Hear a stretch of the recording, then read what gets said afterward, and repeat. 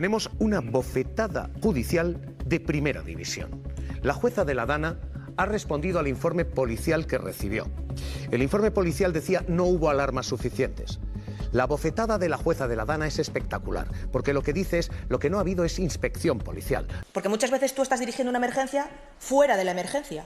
Es lo que pasaba aquella noche. El secretario de Estado estaba en Colombia. La directora general de Protección Civil esa misma mañana se cogió un vuelo de camino a Brasil. La ministra estaba en París estudiando para un examen suyo, obviando todo lo que estaba pasando. La primera llamada de la ministra es a las 7:30 de la tarde. Y el presidente Sánchez estaba en la India en una fiesta con su mujer. No hubiera habido ineficiencia con el PP al frente del gobierno. Es decir, los pájaros tirándose a las escopetas de manual. Es decir, ¿cómo tiene la caradura este señor de decir esto?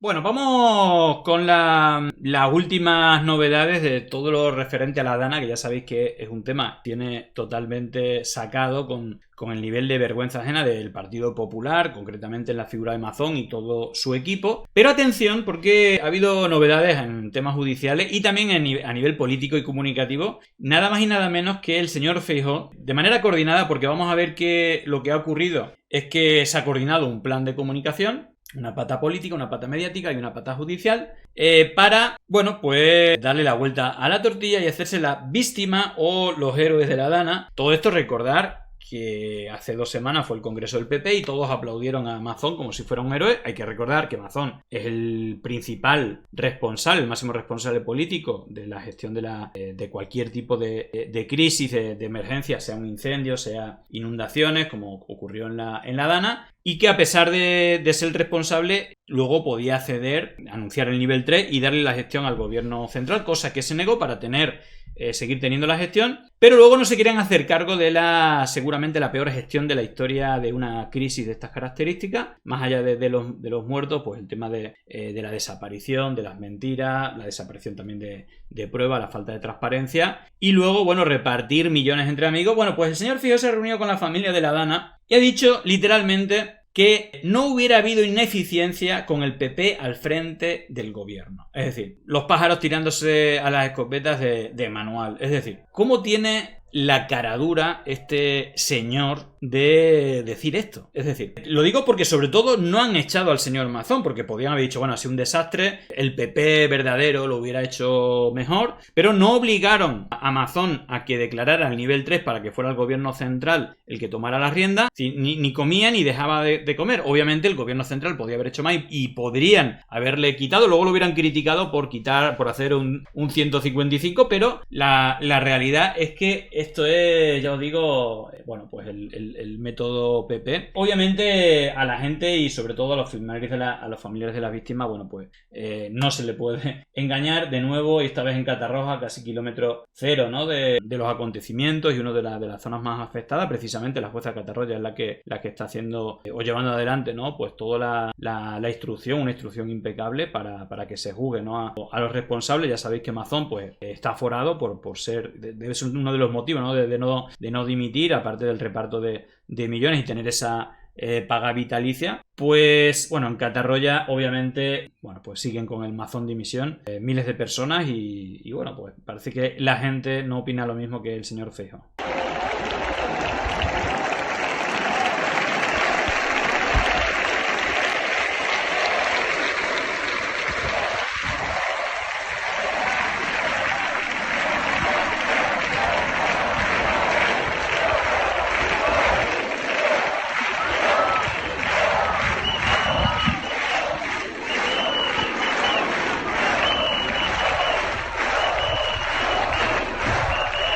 Bueno, hoy tenéis de nuevo, esta vez no en la capital, no en la ciudad de Valencia, sino en Catarroja, en las zonas más afectadas. Así que bueno, pues una nueva manifestación pidiendo la dimisión de Mazón que hace totalmente oído sordo. Y como os decía, esto viene coordinado con varios frentes, más o menos, pues intentan coordinar este tipo de acciones comunicativas, pues con el frente judicial que tiene ahí, bueno, pues su sector o incluso los cuerpos y fuerzas de seguridad del Estado. Y fijaros porque, por un lado, la jueza de la Dana, digamos, ha desmontado el informe de la Guardia Civil que criticaba a la EMET y también a la Confederación Hidrográfica del Júcar, es decir, siguiendo un poco el postulado del Partido Popular. Y bueno, pues también se han echado para atrás algunas de las denuncias, ¿no? de estas organizaciones tipo, bueno, pues Actodit, Justitia Europa, Liberum y bueno, todo esto. Creo que Rubén Gisbert también estaba por ahí metido. Bueno, ahí está. La jueza de la Dana arremete contra el informe de la Guardia Civil que señalaba a la Confederación del Júcar. No hubo apagón informativo. La magistrada rechaza imputar al presidente de la Confederación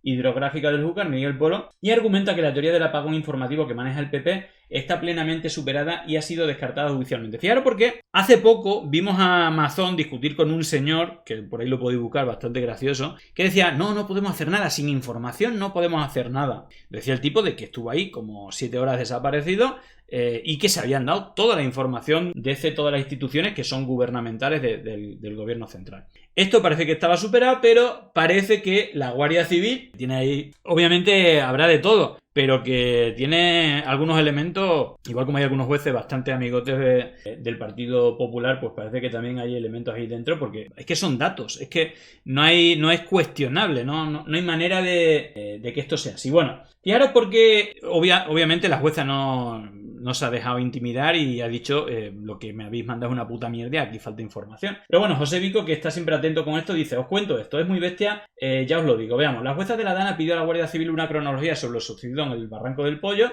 La Guardia Civil emite un informe erróneo donde echa toda la culpa a la EMET y a la Cuenca Hidrográfica del Júcar, omitiendo los 3 sensores que hay en el barranco, por ejemplo.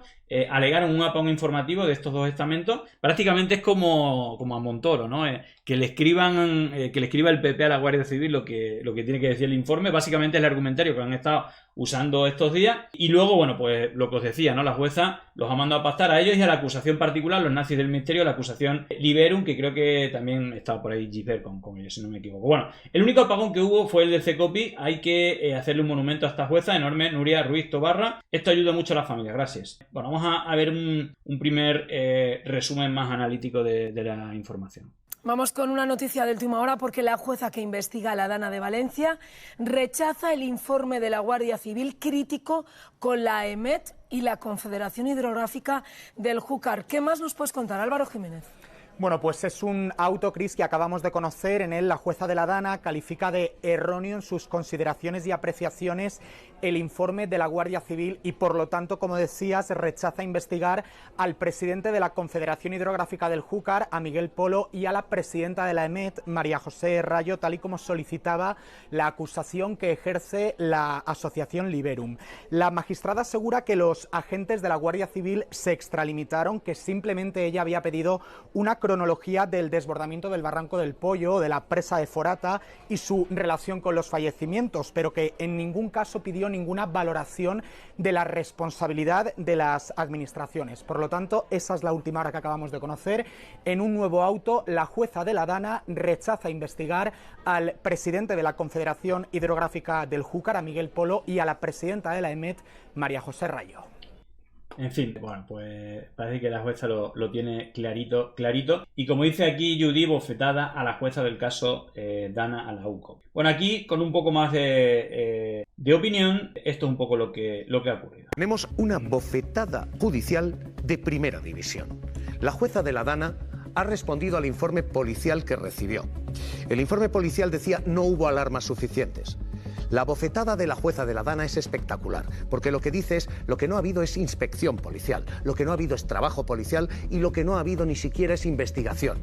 Hubo alarmas, están ustedes en una tesis que se descartó hace meses y parece sugerir Pedro Gómez que aquí ha habido otras cosas y no trabajo policial. Pedro, cuéntanos. Sí, revolcón de la jueza de la Dana a la Guardia Civil que se podría resumir en esto no es lo que les he pedido. En el auto que ha dado traslado a las partes, la jueza que está investigando los hechos de esas lluvias torrenciales califica ese informe de erróneo e incompleto. Dice que centra todos los hechos en un supuesto apagón informativo que tanto para su juzgado como para la audiencia provincial quedó absolutamente descartado, que incluyen conclusiones para las que no tienen competencia y excluyen otras afirmaciones o declaraciones de personas relevantes que eximirían de cualquier culpa al director de la Conferencia Hidrográfica del Júcar, Miguel Polo. De esta manera también aprovecha para, una vez más, rechazar la imputación de Miguel Polo, el director de la Cuenca Hidrográfica del Júcar. Bueno, pues yo creo que está clarito la cosa y, como os decía, no solamente, bueno, pues el tema comunicativo, el tema judicial y luego la nueva portavoz, que aquí le dicen de hora 20 y pico, con monólogos menos graciosos que este, se ha ganado el Club de la Academia. Bueno,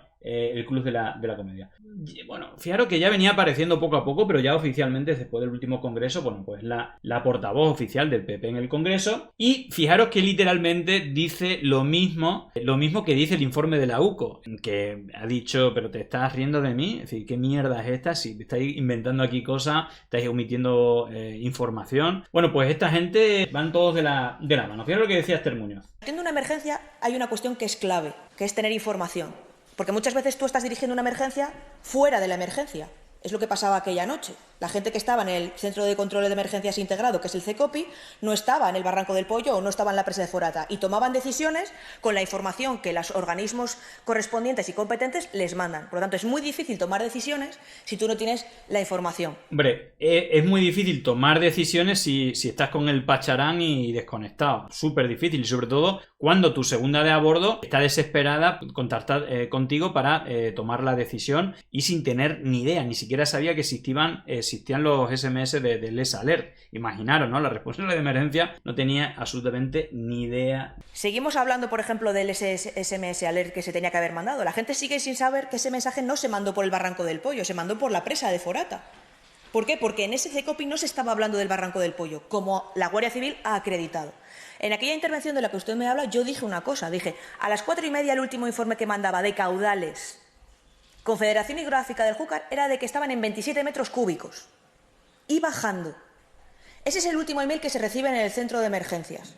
Y el siguiente email se recibe a las 7 menos cuarto de la tarde diciendo que estaban en 1.690 metros cúbicos cuando en realidad ya estaban en 1.900. La ley dice que la Confederación tiene que mandar alertas cuando se superan unos umbrales. Y lo que dice es que son 150 metros cúbicos. Y avisaron con 1.600. Y ya estaban en 1.900. Eso que yo dije aquí hace meses, la UCO lo acaba de acreditar. Y yo no lo dije porque de repente me lo inventara, sino porque se habían visto las informaciones que tenía en ese momento el centro de emergencias. Por lo tanto, ¿qué hacía el presidente de la Confederación Hidrográfica del Júcar, que formaba parte del CECOPI, que no hablaba de nada? Ese día, el secretario de Estado estaba en Colombia. La directora general de Protección Civil, esa misma mañana, se cogió un vuelo de camino a Brasil. La ministra estaba en París estudiando para un examen suyo, obviando todo lo que estaba pasando. La primera llamada de la ministra es a las 7:30 de la tarde. La primera llamada de la ministra del ramo es a las 7:30 de la tarde. Y el presidente Sánchez estaba en la India en una fiesta con su mujer. Y el señor Mazón, porque obviamente tienen responsabilidad y pueden estar a cualquier lado. El tema es qué hacen a partir de ese momento, ¿no? Y yo creo que nadie supera precisamente al que era el responsable directamente de la gestión, que era el señor Mazón. Pero bueno, a pesar de todo eso, digamos que el señor Feijóo le ha dicho a las dos asociaciones de víctimas con las que se ha reunido que no puede cesar a Mazón y apoya que siga. Las dos asociaciones que han estado son SOS Desaparecidos, ¿vale? Y Dana Horta Sud Valencia, creo que son. Vale, son damnificados por la Dana Horta Sud Valencia y bueno, pues dice que no puede echar a Amazon. En fin, pues todo muy chulito, muy bien todo. Ahí está, damnificados por la Dana Horta Sud. Con el PP esto no hubiera pasado. Es de locos. Bueno, hay más cosas judiciales, pero antes también había una noticia que Joan Baldoví, bueno, pues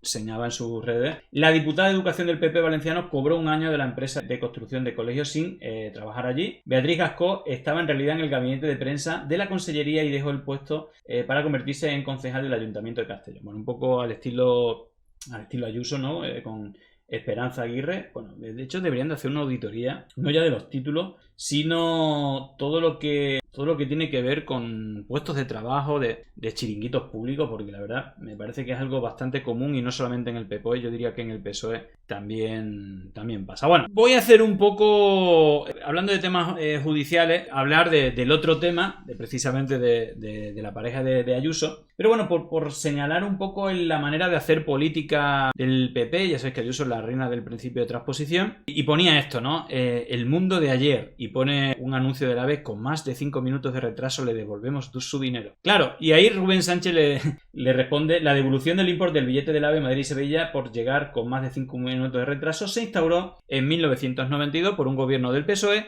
y se eliminó en 2016 por uno del PP. Es que es tremendo. Bueno, cuestión que no parece que la cosa... Sí, al final vale todo, ¿no? Es decir, que tú acusas a los demás de lo que tú has hecho mal. En este caso está acusando de que quitaron eso de quitarlo, devolver el dinero con los 5 minutos de retraso, cuando lo quitó el PP y lo puso el PSOE, pero da exactamente igual con todo, ¿no? Y precisamente la otra noticia del día tiene que ver con el procesamiento del fiscal general García Ortiz, que bueno, pues ha tenido respuestas, por ejemplo, de la Unión Progresista de Fiscales, que dicen que el fiscal general está siendo objeto de un ataque sin precedentes en democracia. Y bueno, pues ha habido obviamente cosas raras, es decir, el tema de que se haya estado, lo hemos visto, ¿no? El doble rasero. Obviamente, si hay cosas que yo no entiendo, pero que si son culpables de algún delito, que pague el que sea. Pero yo lo que sí noto, sin tener mucha idea, es el doble rasero. Si Miguel Ángel Rodríguez claramente es el que filtró la información que se publicó en El Mundo de una conversación, aparte dando desinformación,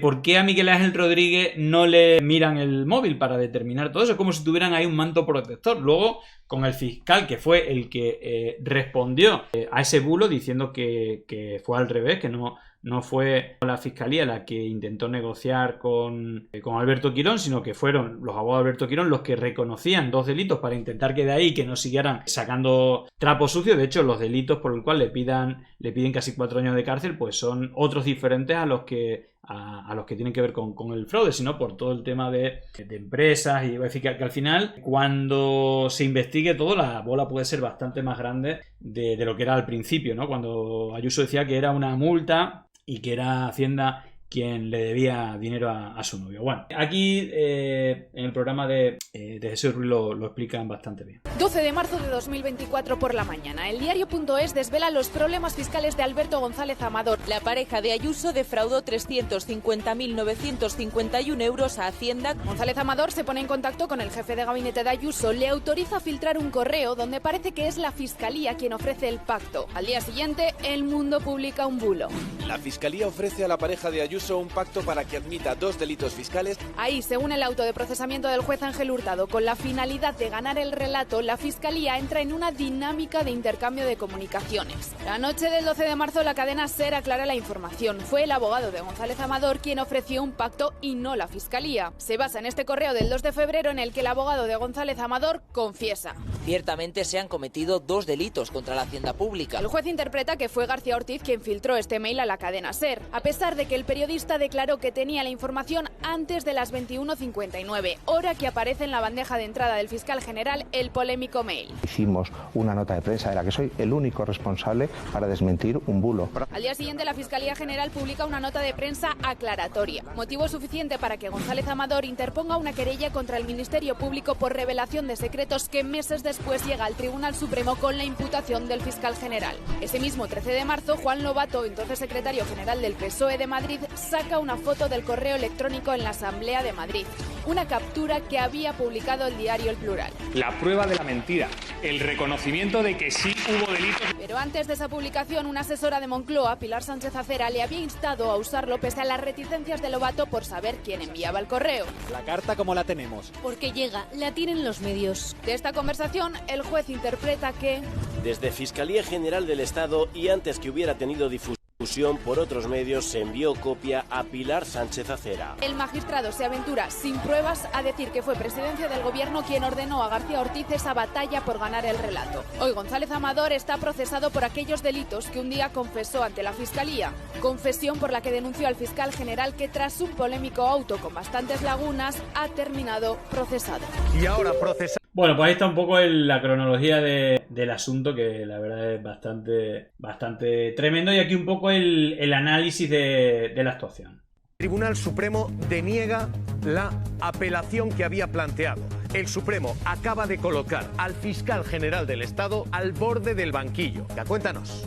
De la resolución que acaba de tomar la Sala de Apelaciones del Tribunal Supremo, que decide que hay indicios suficientes como para que sea juzgado por el delito de revelación de secretos. Pero importante porque no ha sido por unanimidad. Existe un voto particular que habría sido contrario a esta decisión. También la otra decisión que ha tomado la Sala de Apelaciones es archivar la causa contra la fiscal de Madrid, contra Pilar Rodríguez, porque en este caso consideran que no hay indicios como para que sea llevada a juicio.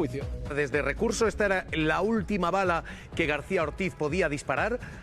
Efectivamente, esto era la última opción que había tomado el fiscal general, acudir directamente a la Sala de Apelaciones, compuesta por 3 magistrados. De los 3 magistrados, 2 consideran que hay indicios suficientes como para que se siente en el banquillo y se le abra juicio oral por esa revelación de secretos de los datos de Alberto González Amador, pero importante porque hay un voto particular. Habrá que esperar a que tengamos ese texto, a ver cómo han fundamentado esos indicios suficientes y sobre todo, y será muy importante en el caso de la defensa del fiscal general, en qué fundamentan ese voto particular que sería contrario a que Álvaro García Ortiz sea juzgado por ese delito de revelación de secretos. Por esos 2 votos contra 1. Pero los argumentos del auto ahora mismo sientan a García Ortiz en el banquillo. Estos argumentos son fundamentalmente 3. Hay 5 alegaciones, pero 3 grandes argumentos. El primero, ¿hubo filtraciones anteriores? Sí, dice el Supremo, pero el fiscal también filtró y son ajenas a este objeto de investigación. Lo que está diciendo el Tribunal Supremo es: da igual que otros periodistas, personas hubieran conocido esto. Lo importante es que el fiscal general del Estado filtró los datos de la pareja de Isabel Díaz Ayuso. El segundo argumento es este: fue impulsado personalmente por el fiscal general del Estado porque él reclama el correo 2 horas antes de su publicación. El indicio es que él pide el correo que luego se publica. Insisto, no hay pruebas cerradas, indicios es lo que señala el Supremo y son estos 2 claves.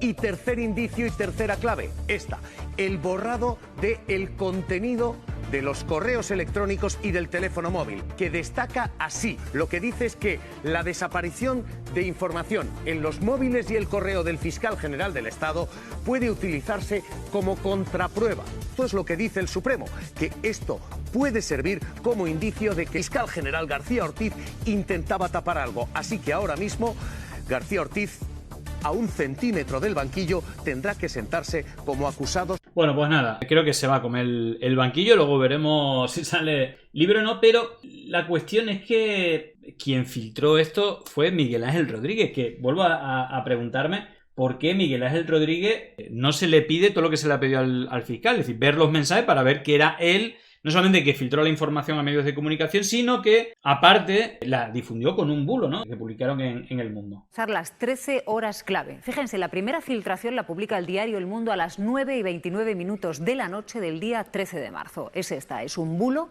difundido por el jefe de gabinete de Díaz Ayuso, que afirma que la Fiscalía ofreció un pacto a González Amador.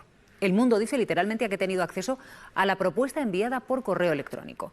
La Sexta es... Digo, ya se sabe, por lo que ha dicho el propio Alberto Quirón, la pareja de Ayuso, que se lo dio a Miguel Ángel Rodríguez y, bueno, no dijo que lo compartiese, pero le preguntó a Miguel Ángel Rodríguez si lo podía usar, bueno, haz lo que quiera.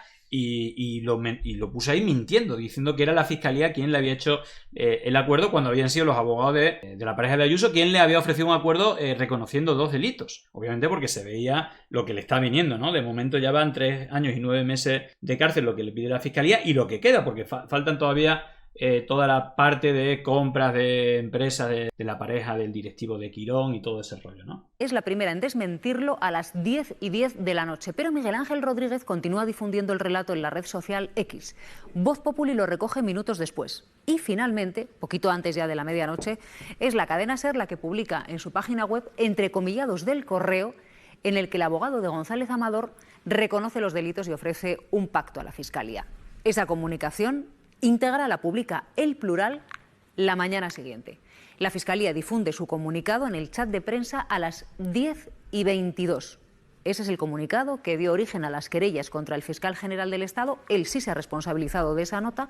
La investigación comenzó precisamente investigando ese comunicado, pero después derivó en la filtración de los correos. Bueno, pues nada, es lo que hay. Bueno, aquí uno puede opinar sin afirmar rotundamente porque no soy especialista, pero obviamente aquí parece que hay como un doble rasero. Luego, claro, hay otros datos, que esto ya sí son datos, no son opiniones, que es que el juez Hurtado, que es el que imputa al fiscal general del Estado, bueno, pues entre otras cosas, exculpó a Estados Unidos del asesinato de José Couso en Irak, seguramente por presiones del señor Aznar, que era amigote de los Estados Unidos y que fue el que llevó a España a la guerra. Y su actuación estelar fue el juicio en la Gürtel con un tal M. Rajoy para que no le llame fachatoga que se enfada. Pero no le llame fachatoga que se enfada. Bueno, lo del juicio de M. Rajoy fue espectacular porque no permitía que le hicieran preguntas, ¿no? Fijaos. Otra pregunta, venga. Eso no es pertinente. Si por algo está marcada la carrera del juez Hurtado es por su papel en la trama Gürtel. No procede la pregunta. Otra pregunta, venga. Se opuso a que Rajoy fuera llamado a declarar como testigo y cuando finalmente lo hizo. ¿Puedo responder? No, pero no puede responder porque lo que yo no pretendo es que esto se salga del marco jurídico procesal. Rechazaba así eso no es pertinente. La mayoría de preguntas hacia el expresidente. Tiene usted que entender que es muy difícil, hay 8.000 municipios en España. No hace falta que se extiendan más explicaciones. Se le dio un trato nunca visto antes, llegando a bautizarse la mesa en la que testificó al expresidente como la mesa de Rajoy. Vamos. ¿Podía recibir sobres con otro tipo? Vamos, venga, la respuesta... ¿Podía recibir sobres de otra naturaleza? Venga, vamos a otra pregunta. No fue sentado frente al tribunal como todos los testigos, sino al lado del juez y a su misma altura. La pregunta no es pertinente. Otra pregunta. Hurtado fue el único juez del tribunal de la Gürtel que rechazó la condena a título lucrativo del Partido Popular. Bueno, pues nada, eso es lo que hay. En fin, claro, vosotros diréis, aquí hay cloacas, no hay cloacas, hay protección, no hay protección de ciertos personajes. Fijaros porque, precisamente hablando de M. Rajoy, es decir, todo esto vale, puedo tener una opinión o me parece que huele raro, pero yo lo que me sigo preguntando es como, por ejemplo, ¿no? Con los audios que han salido de Cerdán y Ábalos, bueno, los han echado de todos lados, se han abierto las causas judiciales, le han registrado la casa. Yo lo que me pregunto es como, conociendo estos audios, porque las cosas de los audios de Villarejo que son brutales, igual que las de Koldo, ojo, la mierda que puede salir de los audios de Koldo, pero, por ejemplo, el audio que se ha conocido hoy, obviamente hay que tomar entre pinzas todo lo que diga Villarejo, pero es que Villarejo le confiesa al número 2 de Interior, del gobierno de Rajoy, es que Feijóo, cuando era presidente de la Xunta, en las elecciones galegas que se presentó Mario Conde, que es galego y que hizo un partido, de hecho, la número 1 a nivel nacional era María Jamardo, la que ahora está ahora en tertulias, que dijo lo de ni eran tan buenos los que bombardearon, o ni eran tan malos los que bombardearon, ni eran tan malos los que fueron bombardeados en Guernica. Bueno, pues esa señora era la líder del partido de Mario Conde, ¿no? Luego se fundió con Vox y ella se fue a Actual, que es el medio este de Hazte Oír, luego se fue a OK Diario, ha ido pasando, ¿no? Y ahora ya están en todos lados. Bueno, pues le contó que, bueno, pues había que actuar o que le pidió el favor para que atacase a Mario Conde en las elecciones gallegas de 2012 y Villarejo, bueno, pues le contaba esto y le contaba cómo M. Rajoy, que me parece que era el presidente, le preguntó, aparte como gallego, le preguntó qué le parecía y decía que leña al mono, que sí, que le dieran, que la atizasen. Esto es lo que le contaba. Yo digo, todos estos audios se conocen, pero por lo que sea, toda esta gente, ni a M. Rajoy le pasa nada, ni a Ferrera, es decir, es algo impresionante. Pero es porque tú te acordarás, hablábamos, y en aquella época hablábamos bastante, pero todavía no tenemos la confianza que llegamos a tener, ¿no? Entonces, a mí me encargó, no recuerdo si fuiste tú o fue la Costa o fue el propio Eugenio, que le diéramos caña a Mario Conde, ¿te acuerdas? En las elecciones anteriores, ¿te acuerdas? Lo de Galicia. Ah, sí, pero pero te digo, entonces le saqué, ¿te acuerdas? Un reportaje de interview y no sé qué, no sé cuánto, que me jodió todo. Que tenía una finca, que no sé qué, y a raíz de eso, pues lo dejó. Parece que antes, está hablando del 2012, antes de que hiciera esto con Podemos, con los independentistas, bueno, pues lo hizo para beneficiar a Feijóo en las elecciones galegas del 2012, atacando a uno de sus rivales, que era Mario Conde, sacando noticias de propiedades o de temas de corrupción en Interview y en otros medios. Así que un poco el negocio de Villarejo con el PP era ese. Yo sí me acuerdo.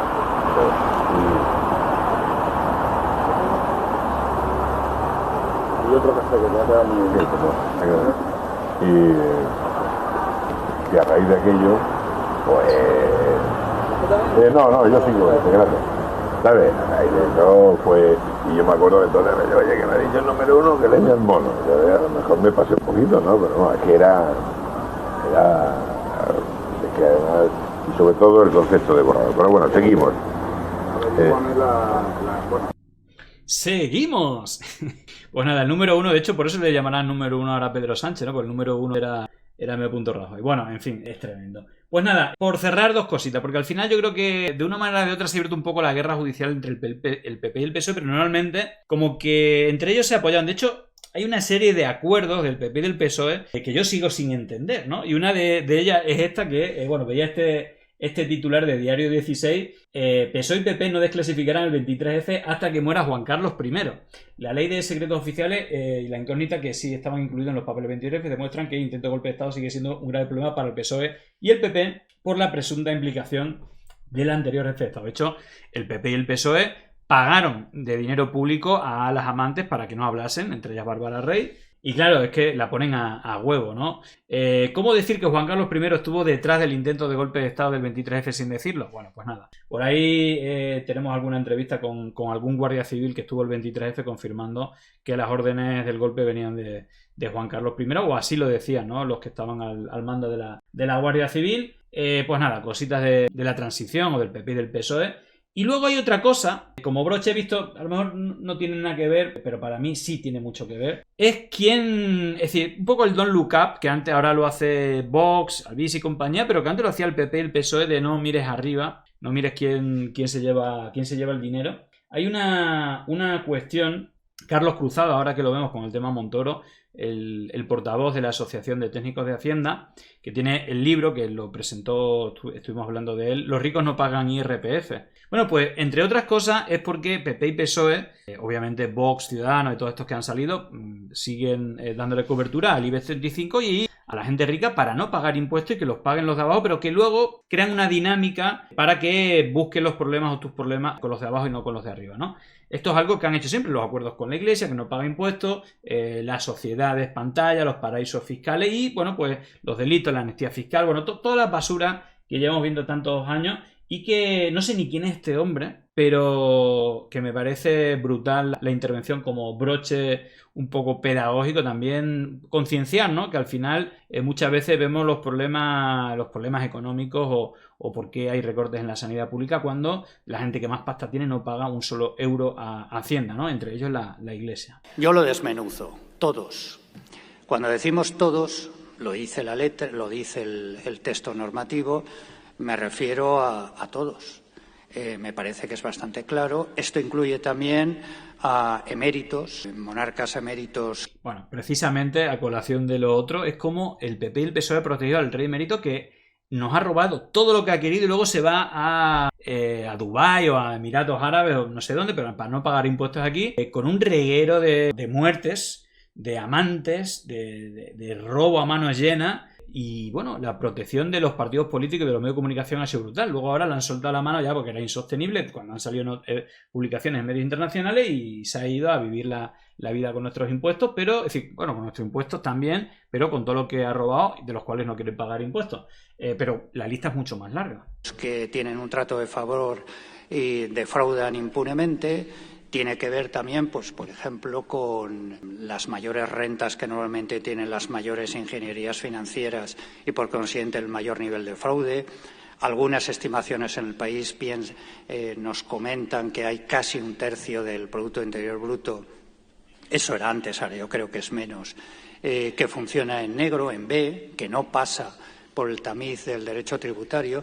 Tiene que ver también con la Iglesia Católica, que en este país, siendo la mayor propietaria inmobiliaria, no contribuye absolutamente en nada en materia impositiva, tiene una serie de privilegios, y no lo digo desde la perspectiva del culto, sino cuando entra en el comercio, cuando entra en la educación, cuando entra en la sanidad, compite de una manera desleal al no tener esos costes sociales.